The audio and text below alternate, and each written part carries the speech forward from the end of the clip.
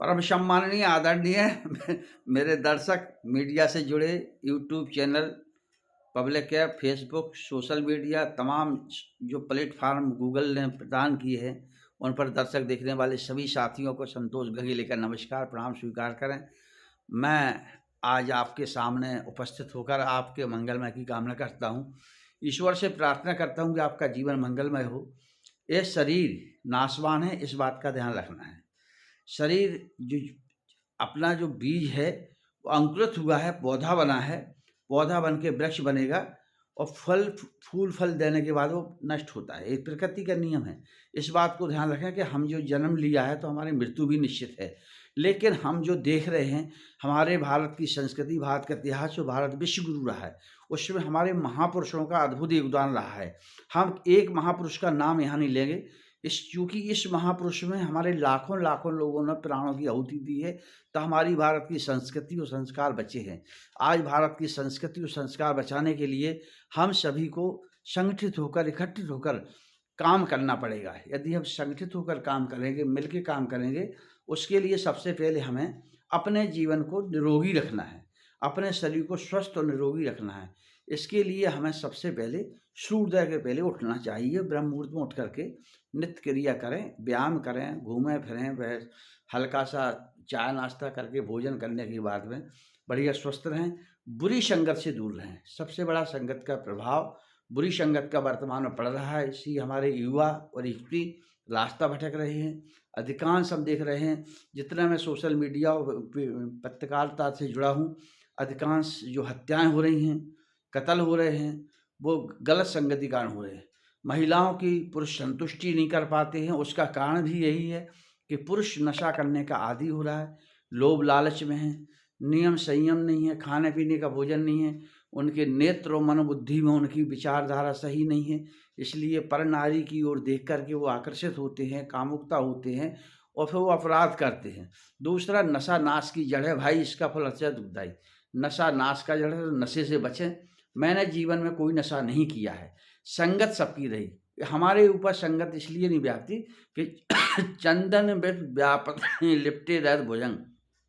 चंदन के पेड़ पर सांपों का बसेरा रहता है, बड़े बड़े नाग रहते बिछड़, तो ऐसे कम ही लोग होते हैं। लेकिन वही लोग हो सकते हैं जिनके संस्कार हों। तो मेरे माता ने, मेरे पिता ने, मेरे गुरुजनों ने मुझे बचपन से बहुत ही अच्छी तरह से इस तरह से तैयार किया है कि हमारे ऊपर एक 68 वर्ष की हम आयु पूरी कर चुके, इसके बाद में कोई नशा नहीं करते हैं। हमारे पास नशे का कोई स्थान ही नहीं है। हम जीवन में बस भर किसी से लड़ाई नहीं लड़ते हैं, किसी से बोलते नहीं हैं। जीवन में एक दो बार किसी से नोक झोंक हो गई तो बात बाकी, हमारा लड़ाई झगड़ा नहीं है। हम ऐसी तरह रहते हैं जैसे सुनहु पवन सुत रहन हमारी और जिम दसनानन जीव बिचारी। जैसे 32 दांतों में जीव रहती है, ऐसे ही हम रहते हैं। हमें, अगर हम गलत काम करेंगे तो दांत हमें काट खाएंगे। तो इस प्रकार से हम समाज में रहते हैं, समाज को अच्छा बोलते हैं, हम अच्छा बोलते हैं तो अच्छा हमको बोलते हैं। आज संतोष गंगेले को पूरे बुंदेलखंड में लोग जानते हैं। उसका कारण यही है कि हमने जीवन में त्याग, तपस्या और बलिदान का काम किया है। हम अपना पूरा जीवन निछावर समाज के लिए किया है और उसी कल से आज संतोष गंगेले की पहचान है। आपको हम बताने में बिल्कुल शर्म नहीं करते हैं। हम छोटे से परिवार में जन्म लिया। हमारा 11 दिसंबर 1956 को। हमारे पास ज़मीन थोड़ी थी, लेकिन परिवार के लोग उस पर कब्जा किए थे और हमारे माता पिता ने बड़ा संघर्ष किया। हम लोग 4 भाई एक बहन को पालन पोषण किया। हमने यात्रा की, हमने दूसरों के कपड़े पहने, दूसरे के बस्ते से पढ़ाई की है, किताबों से पढ़ाई की है। हमारे गुरुजनों ने हमारे साथ बहुत बड़ा सहयोग किया, जिससे आज हम शून्य से शिखर यात्रा पहुँची, बुंदेलखंड पहुँचे। हम बताना चाहते हैं कि 4 साल हमने चाय की दुकान भी चलाई है। 2 साल दिल्ली में हमने मजदूरी, तसला डाली, ईंट गारा काम किए, 9 गाँव के व्यापारियों का काम किया, समय का सदुपयोग किया। आज हमारे पास सब कुछ है। आज हमारी नाम भी है, ख्याति भी है, कर्मयोगी की उपाधियाँ भी हमें संत महात्माओं ने दी हैं, इसलिए कि हमने कुछ काम किया है।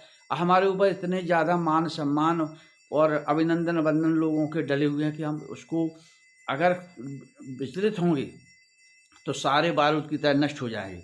चरित्र हनन होने में पल नहीं लगता है, एक दृष्टि में कुदृष्टि हो जाती है। छोटे सी बारूद का टुकड़ा पूरे पहाड़ को जला देता है, छोटी सी चिंगारी पूरे गांव के गांव नष्ट कर दे। इसलिए बुरे विचारों से बचें। नए युवाओं से हमारा निवेदन है कि आप बचे। दूसरा दोस्तों से है कि छल नहीं करें। छल बहुत बड़ा खतरनाक दोष है। छल के कारण ही संसार में लोग विचलित होते हैं। धोखा देना सबसे बड़ा अपराध है। झूठ मत बोलिए। अब मिल के रहिए, घर में सुख शांति करिए, बड़ों का आदर करिए, छोटों को प्यार करिए, अपने कर्तव्यों का निर्वहन करें और वाहन भी सावधानी से चलाएं। दुर्घटना भी बहुत हो रही हैं। इसलिए आज अपना यही विचार हमको देना था। सभी लोगों से निवेदन है, सतर्क रहें, सावधान रहें, सुरक्षित रहें और सावधानी से, मन से, विवेक से, आत्मा से मिलकर के काम करें। जय हिंद, जय भारत, नमस्कार।